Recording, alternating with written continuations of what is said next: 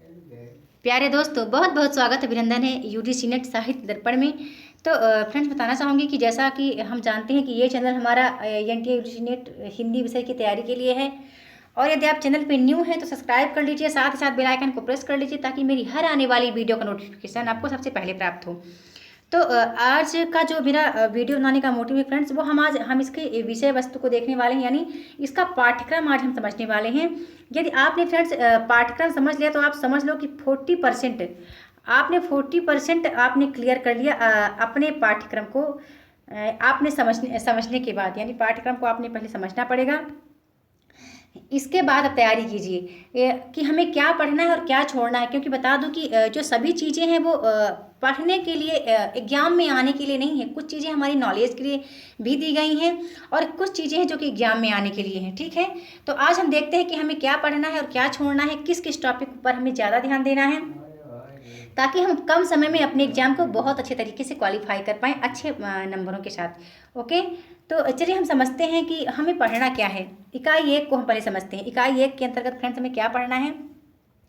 तो बता दूं कि जो प्राचीन भारतीय आर्य भाषा है, बहुत ज़्यादा इसमें यहाँ से भी प्रश्न बनते हैं। इसमें वैदिक संस्कृत, इसको 2 भागों में डिवाइड किया गया है, वैदिक संस्कृत और लौकिक संस्कृत, ये आपने याद रखना है।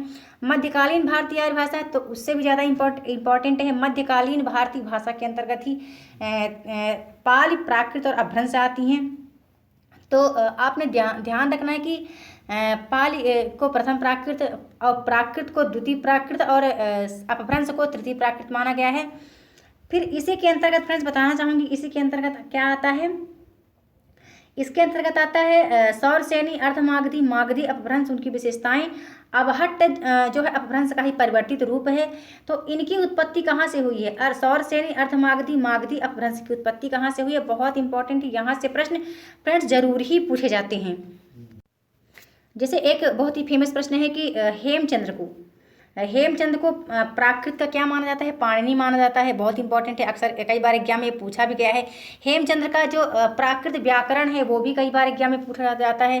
तो प्लीज़ आप इनको थोड़ा ध्यान रखिएगा। फिर सौरसेनी अपभ्रंश की उत्पत्ति कहाँ से हुई है, पेशाची, मागधी, अर्थमागधी, ये सब आपने पढ़ने ही है। फिर आता है आधुनिक भारतीय आर्य भाषा, यह भी इम्पॉर्टेंट है, इसको भी आपको पढ़ना है। इसी के अंतर्गत आता है जो हिंदी का भौगोलिक विस्तार, कि हिंदी का भौगोलिक विस्तार कहाँ कहाँ है, कौन कौन से ऐसे हिंदी भाषी राज्य हैं, या हिंदी का क्षेत्र कहाँ कहाँ हिंदी बोली जाती है, ये आपने पढ़ने हैं। और सबसे इम्पॉर्टेंट है फ्रेंड्स, हिंदी की उपभाषाएं जो हैं, उपभाषा कौन सी है, तो पश्चिमी हिंदी, राजस्थानी हिंदी, पहाड़ी हिंदी, इनकी उपभाषाएं हैं। हिंदी की उपभाषाएं पश्चिमी, देखिए यहाँ पूर्वी हिंदी, राजस्थानी, बिहारी, पहाड़ी वर्ग और इनकी बोलियां। बहुत ज़्यादा प्रश्न यहाँ से आते हैं, इतना फेमस ये टॉपिक हो रखा है यूजीसी नेट हिंदी साहित्य के लिए कि बता दूं कि यहाँ से ना हिंदी की जो भाषाएं हैं, तो जैसे पश्चिमी हिंदी के अंतर्गत क्या कौन कौन सी बोलियां आती हैं, तो कौरवी, हरियाणवी, दक्षिणी है। ब्रजभाषा मुद्देली कन्नौजी है। और पश्चिमी हिंदी को बताना चाहूँगी कि 2 भागों में डिवाइड किया गया है, आकार बहुल और ओकार बहुल। और फिर राजस्थानी की बात करूँ तो राजस्थानी हिंदी के अंतर्गत आती हैं मारवाड़ी, मेवाती, जयपुरी। और फ्रेंड्स फिर जो पूर्वी हिंदी है, तो आपको पता है कि पूर्वी हिंदी अर्धमागधी अपभ्रंश से विकसित हुई है। अवधी, बघेली, छत्तीसगढ़, यहाँ से प्रश्न बनते हैं। फिर बिहारी हिंदी की बात करूं तो बिहारी जो है वो मागधी अपभ्रंश से इसकी उत्पत्ति हुई है। और भोजपुरी, मगही, मैथिली। तो बताना चाहूँगी कि यहाँ से इतने फेमस प्रश्न हो रखे हैं आने के लिए कि तो प्लीज़ आप इस टॉपिक को आपने ज़रूर पढ़ना है। फिर हिंदी का उर्दू, दक्षिणी हिंदुस्तानी रूप भी आप थोड़ा सा देख लीजिएगा। और बता दूं कि व्याकरण फ्रेंड्स पहले ऐड नहीं था। पहले व्याकरण, ये चीज़ें जो संज्ञा, सर्वनाम, विशेषण, ये चीज़ें पहले ऐड नहीं थी। मतलब व्याकरण जो है कुछ नए व्याकरण जैसे अब ऐड हुए हैं। और सबसे ज़्यादा इम्पॉर्टेंट है इसमें हिंदी की संवैधानिक स्थिति आपको पढ़नी है, देवनागरी लिपि, विशेषताएं और मानकीकरण। तो कुछ चीज़ें हैं इसके अंतर्गत, जैसे संज्ञा है, संज्ञा से प्रश्न बने हुए थे, अभी न्यू टॉपिक के अकॉर्डिंग एग्जाम में भी आया हुआ है, तो आपने ये पढ़नी है।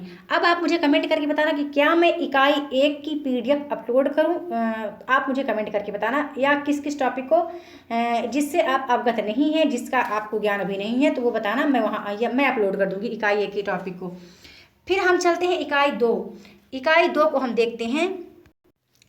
तो इकाई 2 है जो हिंदी साहित्य, इतिहास, दर्शन हमें देखना है। सबसे इम्पॉर्टेंट आता है यहाँ पर हिंदी साहित्य का काल विभाजन। काल विभाजन यानी हमें किसके हिंदी जो पद्य साहित्य का इतिहास है, तो काल विभाजन हमें किसके अनुसार पढ़ना है, आचार्य रामचंद्र शुक्ल के अनुसार या फिर डॉक्टर नगेंद्र के अनुसार आपने पढ़ लेना है। काल विभाजन को 4 भागों में बांटा गया है, उनका टाइम पीरियड आपको याद रखना है। फिर आदिकाल आता है, और सॉरी फिर नामकरण आता है। आपको नामकरण जरूर याद रखने हैं कि आदिकाल का जो नामकरण है किन किन विद्वानों में क्या दिया है।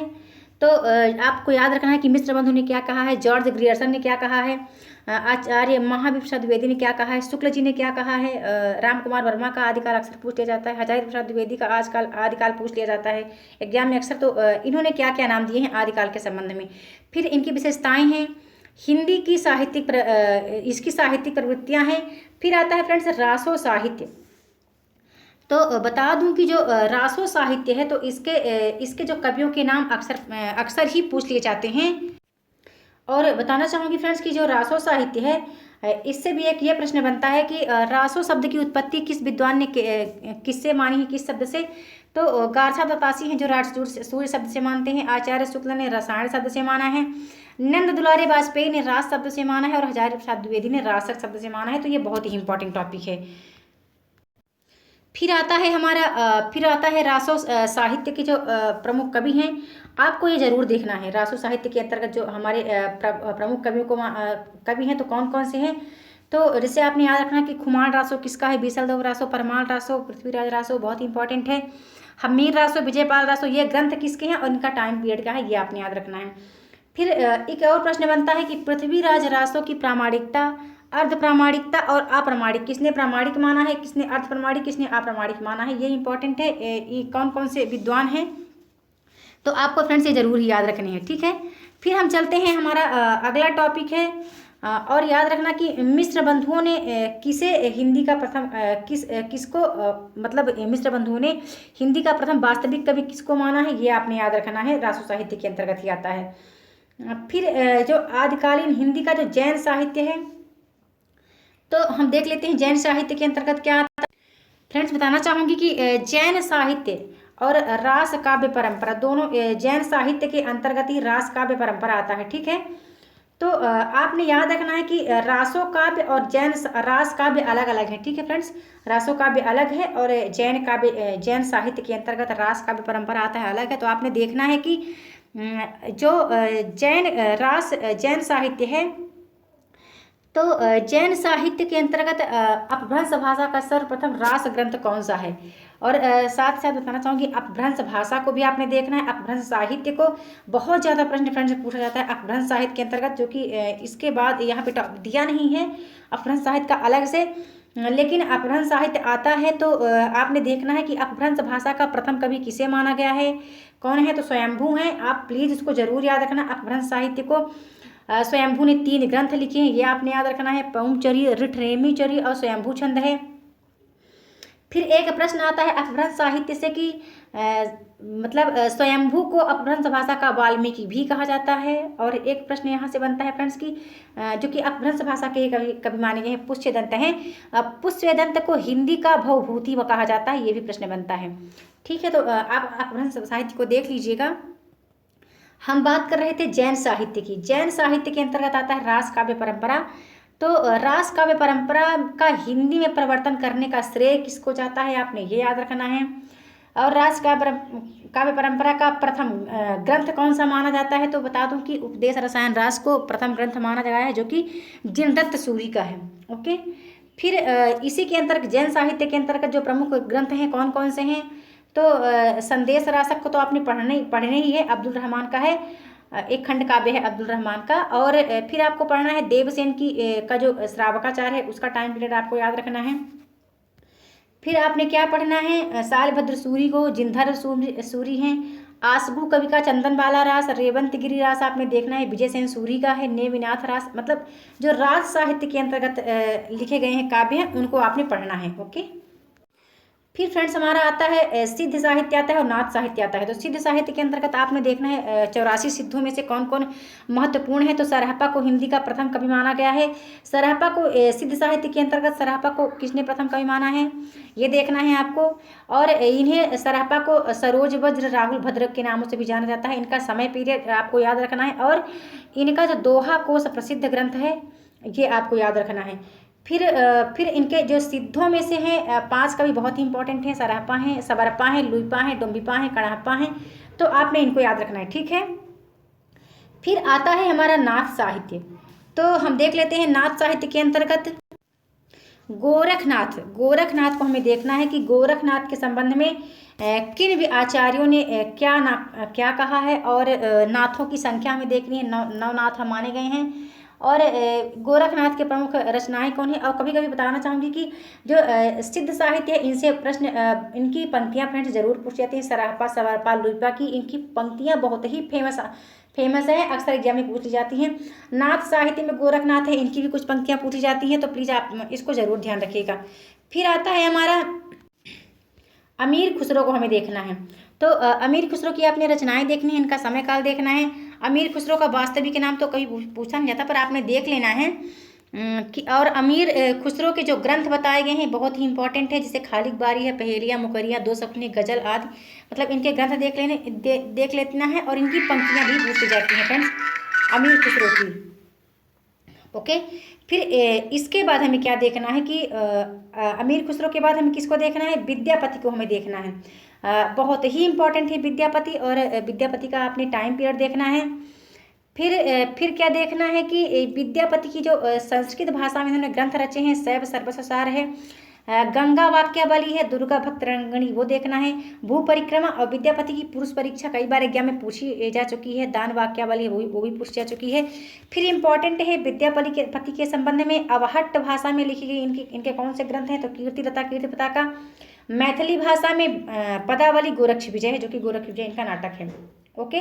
फिर लौकिक साहित्य की बात करें फ्रेंड्स, तो आपने बताना है कि लौकिक साहित्य का प्रमुख ग्रंथ है ढोला मारूरा दुहा, ये 11वीं सदी का है।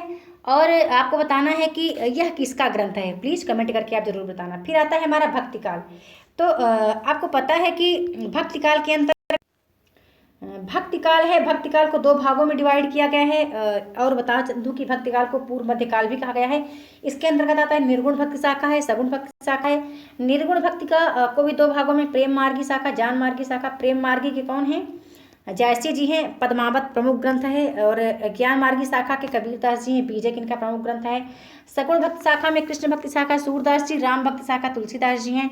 फिर बहुत इंपॉर्टेंट है निर्गुण भक्ति शाखा जो आता है फ्रेंड्स। तो एक मिनट रुकिएगा थोड़ा सा, यहाँ पर हमें और क्या पढ़ने हैं। भक्तिकाल के अंतर भक्तिकाल का आंदोलन, इनका उदय का कारण ये तो अभी तक एग्जाम में पूछा नहीं गया है कभी। प्रश्न कहाँ से, आलवार संत जो हैं वे भी न्यू टॉपिक ऐड हुआ है। भक्ति काव्य के प्रमुख संप्रदाय जरूर पूछ जाते हैं, जैसे विशिष्ट द्वैतवाद है, द्वैतवाद है, शुद्धाद्वैतवाद है, अद्वैतवाद है। तो ये आपने जरूर याद रखने। और बता दूं कि इनको भी आपने अलग अलग तरीके से आप याद रखिए कि कृष्ण भक्ति शाखा के कौन से संप्रदाय हैं, राम भक्ति शाखा के कौन से संप्रदाय हैं, और सूफी काव्य के कौन कौन से संप्रदाय हैं, उसको प्लीज आप याद रखना, ठीक है। फिर आता है निर्गुण और सगुण कवि, उनका काव्य बहुत इंपॉर्टेंट है। निर्गुण के अंतर्गत कौन कौन से कवि हैं, तो कबीरदास जी, रैदास जी, गुरु नानक, दादू दयाल, मलूक दास, रज्जब दास, इनको आपने पढ़ने हैं। फिर इसके अंतर्गत आते हैं सुंदरदास हैं, गुरु अर्जुन देव हैं। बहुत ज़्यादा इनकी रचनाएं तो निर्गुण के अंतर्गत पूछी ही जाती हैं। इनकी काव्य पंक्तियाँ पूछी जाती हैं, ठीक है। तो आपको वो याद रखनी है। फिर आपको क्या याद रखना है, सूफी कवियों को आपने पढ़ने हैं। हिंदी के प्रमुख जो सूफी कवि हैं फ्रेंड्स, उनको आपने जरूर पढ़ने हैं। सूफी कवियों के जो ये हंसावली, चंदायन, मृगावती, पद्मावती, मधुमालती, ये जो हैं ये इतने इंपॉर्टेंट हैं। ये चित्रावली, ज्ञानदीप, हंस जवाहिर, इंद्रावती, अनुराग बासुरी, ये जो हैं तो बहुत इनका जो प्रकाशन वर्ष पूछा जाता है। और कभी कभी इनके कवियों का भी जन्म कालक्रम के अनुसार लगाने के लिए आता है। तो ये आपने जरूर पढ़ना है। फिर हम देख लेते हैं, हमारा अगला टॉपिक है रीतिकाल है। तो रीतिकाल को हम देखने वाले हैं। अच्छा हाँ, रीतिकाल को देखने से पहले मैं एक बात आपसे कहना चाहूँगी कि आप ना जो ये हैं निर्गुण और सगुण भक्ति शाखा के कवियों को, तो इनमें कौन कौन सी इंपॉर्टेंट है। तुलसीदास को आपको देखना है, फिर फ्रेंड्स सगुण भक्त शाखा के अंतर्गत ही आते हैं नाभा दास को देख लेना, आप केशव दास को देख लेना, सेनापति अग्रदास आते हैं। तो इनको आप जरूर पढ़ना क्योंकि यहाँ से जरूर प्रश्न अक्सर पूछे जाते हैं। अब हम बात करने वाले रीतिकाल की। तो रीतिकाल का नामकरण के संबंध में आपको देखना है कि नामकरण, रीतिकाल का नामकरण किन विद्वानों ने क्या दिया है। जॉर्ज गिरियर्सन ने क्या कहा, मिश्र बंधु ने, आचार्य शुक्ल जी ने क्या कहा है रीतिकाल को, फिर विश्वनाथ प्रसाद ने क्या कहा, रमाशंकर शुक्ल रसाल ने क्या कहा है। तो आपको जरूर याद रखना है क्योंकि बहुत बार एग्जाम में पूछा जाता है कि अलंकृत काल किसने कहा, श्रृंगार काल किसने कहा, कला काल किसने कहा, रीति काव्य किसने कहा रीतिकाल को। तो ये आपने पढ़ने हैं। फिर आपने क्या पढ़ने हैं, रीतिकाल की प्रमुख प्रवृत्तियां जरूर पढ़ना है। रीत सिद्ध कवियों के अंतर्गत कौन कौन आते हैं। तो इसके अंतर्गत आपने चिंतामणि को, मतिराम, भूषण और देव और भिखारीदास, पद्माकर, ये 4-5 कवि हैं रीत सिद्ध के, रीतिबद्ध कवि के अंतर्गत आते हैं। तो इनको आपको जरूर पढ़ना है फ्रेंड्स। फिर एक बात और कहना चाहूँगी कि थोड़ा सा हम बैक जाते हैं। तो सगुण भक्त के अंतर्गत आप प्लीज़ आप नंददास को और मीराबाई को जरूर देखिएगा। रसखान हैं, इनको भी देखिएगा क्योंकि यहाँ से भी प्रश्न पूछे जाते हैं। और एक बात और बताना चाहूँगी कि मैं आचार्य रामचंद्र शुक्ल का हिंदी साहित्य का इतिहास भी पढ़ाऊँगी। तो जहाँ से हम बहुत डीप नॉलेज रखेंगे इन सब के संबंध में ही भक्ति काल की। ठीक है, तो अब हम बात करते हैं रीत सिद्ध कवियों की। तो रीत सिद्ध कवि के अंतर्गत आपने रीत सिद्ध कवियों की श्रेणी में फ्रेंड्स बता दूं कि कुछ लोग तो बिहारी लाल को ही मानते हैं, बिहारी कवि हैं, लेकिन आपने पढ़ना है सेनापति को ही पढ़ लेना है। कभी कभी वृंद कवि हैं, वृंद कवि से भी प्रश्न पूछ ले जाते हैं।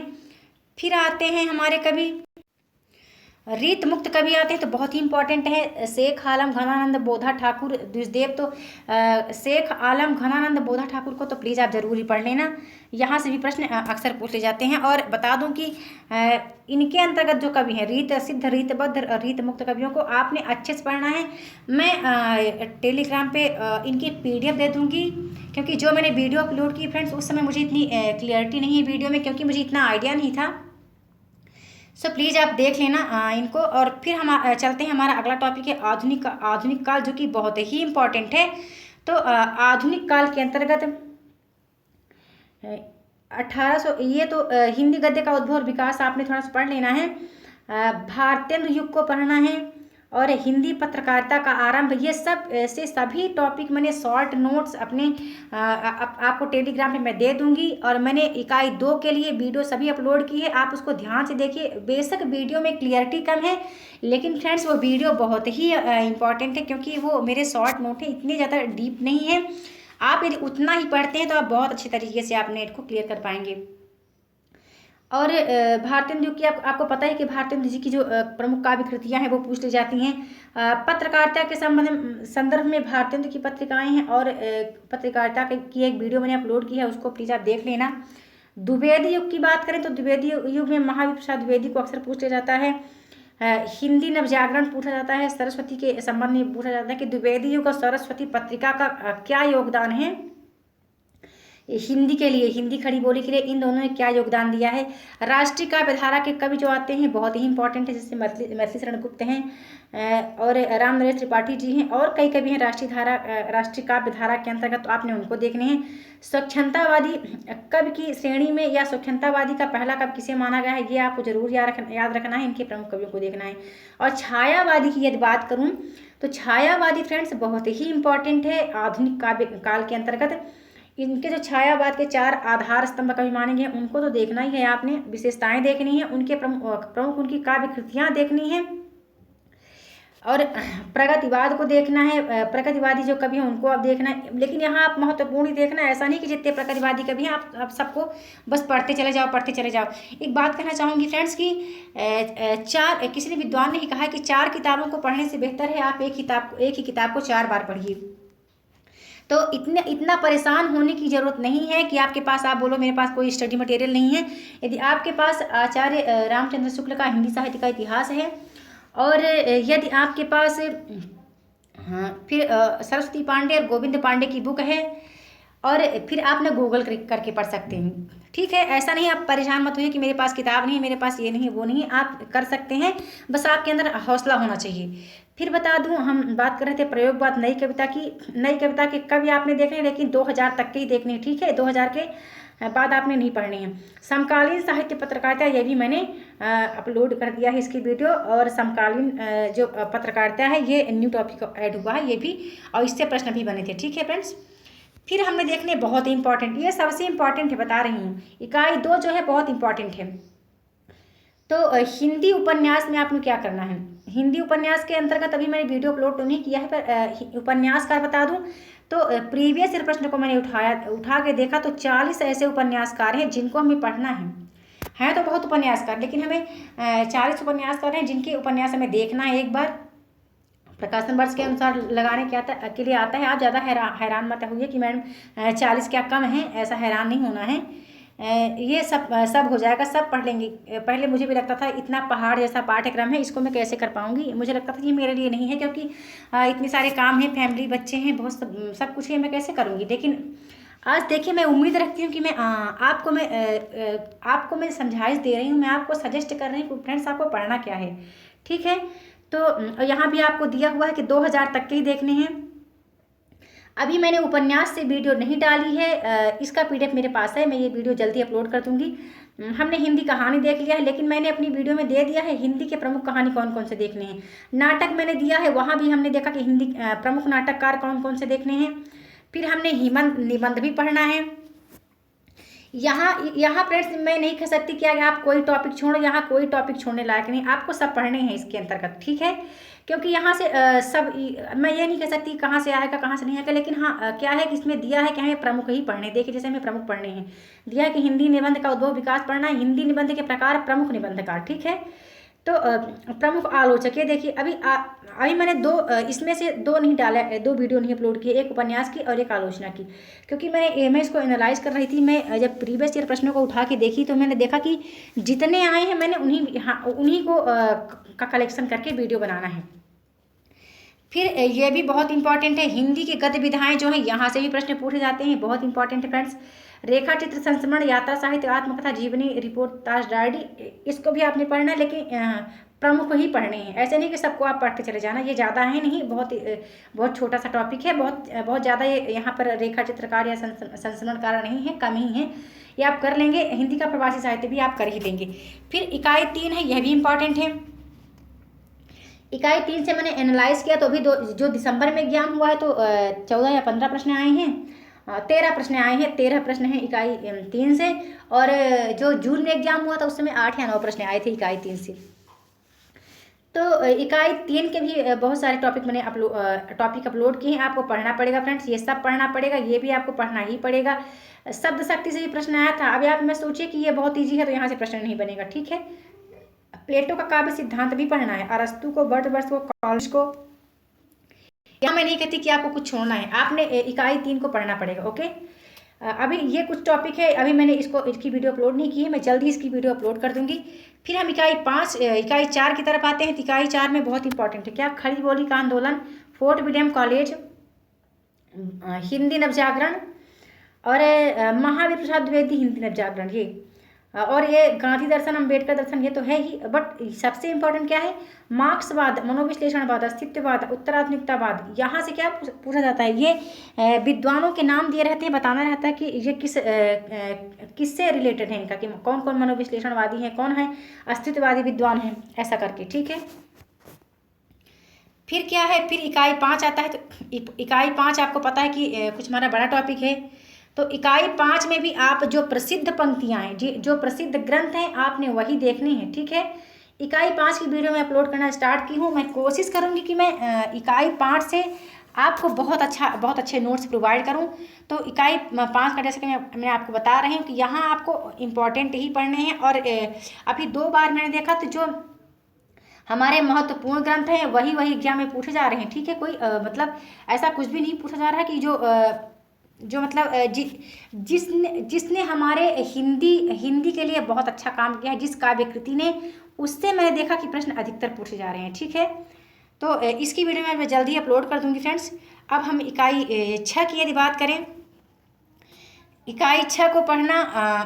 ये हमारा जो कथेतर गद्य है फ्रेंड्स, बता दूं इतना डिफिकल्ट नहीं जितना आप लोग डर जाते हैं देख के कि इतना बड़ा निबंध कैसे उपन्यास कैसे होगा, निबंध कैसे होगा, कहानी कैसी होगी, बहुत बड़े बड़े हैं। तो इतना आप जितना डर जाते हैं उतना डरने की यहाँ ज़रूरत नहीं है। बता दूं कि यहाँ आपने 3-4 चीज़ों को याद रखना है। वो क्या, सबसे पहले आपने क्या याद रखना है, कहानी का प्रकाशन वर्ष। जैसे हम उपन्यास विधा की बात कर रहे हैं तो आपने क्या याद रखना है, उपन्यास का प्रकाशन वर्ष, इसके प्रमुख पात्र, इसके संवाद पूछ ले जाते हैं। तो यदि इसके संवाद आप पढ़ नहीं पाते हैं क्योंकि उपन्यास बहुत बहुत बड़े बड़े हैं, है डिफिकल्ट है इनको पढ़ना, बट आप गूगल करके इनकी समीक्षा तो देख सकते हैं ना, आप इसकी समीक्षा देखिए। और क्या तो आपने इसका प्रकाशन वर्ष, इसके पात्र, इसके संवाद, ये 2-3 चीज़ें हैं जो कि बहुत इंपॉर्टेंट है, आपको ये देखनी है। और ये जो उपन्यासकार हैं इनका जन्म समय, ठीक है, ये चीज़ें आपने देखनी है। यहाँ से यही रूल फॉलो होता है कहानी के संबंध में भी। और कहानी से मैं कहानी को की वीडियो मैंने अपलोड करना स्टार्ट कर दिया है, तो धीरे धीरे कहानियों को हम पढ़ लेंगे। कहानी में भी क्या है, आपने देखना है इनके पात्रों के नाम, इसका प्रकाशन वर्ष, और कभी कभी इनकी पंक्तियाँ भी पूछ ली जाती हैं। यदि आप बताना तो क्या कहानी में रीड करूँ, आप कमेंट करके मुझे बता देना। और वैसे कहानी की जो महत्वपूर्ण तथ्य हैं वो तो मैं अपलोड कर ही रही हूँ, ठीक है। तो इनके संवाद, इनके प्रकाशन वर्ष, और जो कहानीकार हैं उनका जन्म समय काल, और उनकी कुछ कृतियाँ भी देखनी है। ऐसा नहीं है कि आप जो हमारे टॉपिक में ऐड है वही बस देखना है, ऐसा नहीं है। जो ये हमारे कहानीकार हैं इनकी और कृतियों को भी आपने देखना है, महत्वपूर्ण कृतियों को, ठीक है फ्रेंड्स। फिर है हमारा जो ये नाटक विधा है, नाटक भी बड़े बड़े हैं, ऐसा नहीं है कि ये बहुत ईजी हैं। तो यहाँ भी आपने क्या देख रहे हैं, पात्रों के नाम ही तो पूछे जाते हैं अक्सर, संवाद भी पूछ लिया जाता है, बताना रहता है कि ये संवाद किस नाटक के अंतर्गत किस पात्र का है। इनके पात्रों के नाम आपने याद रखने हैं। फिर क्या याद रखना है, प्रकाशन वर्ष इसका याद रखना है। नाटक, कौन सा नाटक कितने अंक में है, प्लीज़ आप ये जरूर याद रखना फ्रेंड्स, बता रही हूँ कितने अंक में कौन सा नाटक है, ऐसा भी पूछा जाता है, ठीक है। और अब आप तो ये याद रखेंगे ही, पात्रों के नाम, प्रकाशन वर्ष, इनके नाटककार का नाम, और नाटककार की और जो कुछ काव्य कृतियाँ हैं वो भी आपने देखनी है, ठीक है। फिर आगे चलते हैं तो यहाँ निबंध है, निबंध विधा से भी प्रश्न पूछे जाते हैं। अब ये मैं कैसे कह दूँ कि आपने क्या पढ़ना है क्या छोड़ना है, यहाँ तो कुछ भी छोड़ने के लिए मुझे समझ में नहीं आ रहा कि क्या बोल दूँ। बट इम्पॉर्टेंट यहाँ से कैसे प्रश्न बनेंगे वो उससे मैं आपको अवगत कराऊंगी, जल्द ही मैं इसकी भी वीडियो अपलोड करूंगी, ओके। अब इकाई 10 है हमारा, जो कि जीवनी, आत्मकथा और अन्य गतिविधियाँ हैं, यहाँ इसको भी हमें पढ़ना है। अब आप पर डिपेंड करता है आप कितने सक्षम हैं, किस किस को आप पढ़ पा रहे हैं, क्या क्या चीज़ें हैं जो कि आपको ईजी लग रही हैं, आप ईजी तरीके से उनको समझ पा रहे हैं, ठीक है। ये अब आप पर डिपेंड है। तो मैंने कहा कि जैसा कि वीडियो के प्रारंभ में कहा कि यदि आप इस सिलेबस को समझ जाते हैं तो समझ लीजिए कि आपने 40% आपने अपना पाठ्यक्रम समझ लिया है, 40% आपने अपना पाठ्यक्रम क्लियर कर लिया है फ्रेंड्स। ये मेरा दावा है आपसे कि यदि आप इस तरह से पढ़ाई करेंगे ना, टॉपिक को पहले समझ लीजिए, किसी एक टॉपिक को ले करके आप मनन कीजिए, चिंतन कीजिए कि आपने करना क्या है, आप कितना इसके बारे में जानते हैं, कितना डीप नॉलेज रखते हैं इस टॉपिक के अंतर्गत, ठीक है। तो जल्द मिलती हूँ अपने नेक्स्ट वीडियो में न्यू टॉपिक के साथ। आज की वीडियो आपको कैसी लगी कमेंट करके ज़रूर बताना। वीडियो देखने के लिए बहुत बहुत धन्यवाद।